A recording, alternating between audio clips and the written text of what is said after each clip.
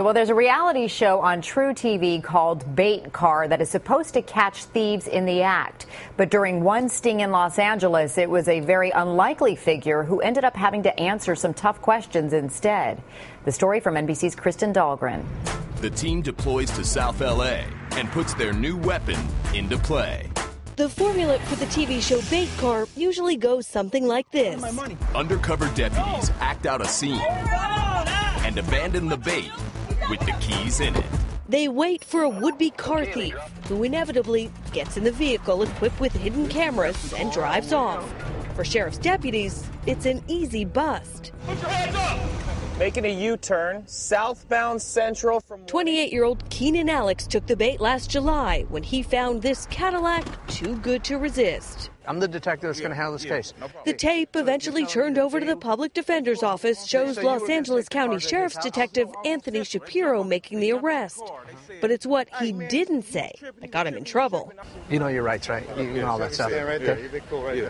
You watch TV, you know your rights and all that. So I'm asking some questions, okay? No problem. Okay. The detective is never seen or heard reading Alex his Miranda rights, even though he repeatedly assured his fellow officers he had. You already Mirandized him?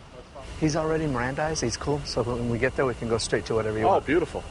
In court and under oath, Detective Shapiro continued to insist he had read the suspect his Miranda rights.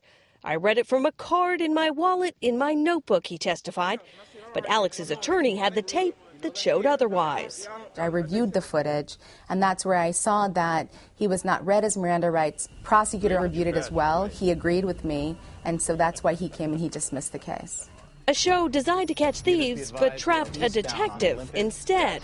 A judge agreed this time the cameras righted a wrong. But critics worry that mixing entertainment with real crime is fraught with problems. If a police officer is essentially being paid to be a reality star, then he or she could be incentivized to make great television. And that's not what you want your police officers to be doing. You want them to focus on being good police officers, good detectives. While the producers of Bait Car pay for law enforcement's overtime hours, the sheriff's department disagrees that money is a factor. We've always done the scenario. Once they film it, it expands the fact that this scenario does indeed exist. And then it hopefully, and we think it does, act as a deterrent. We have no financial incentive to do this. Detective Shapiro has no comment, but the Los Angeles County Sheriff's Department tells us he has been suspended with pay while they investigate the incident. For today, Kristen Dahlgren, NBC News, Los Angeles.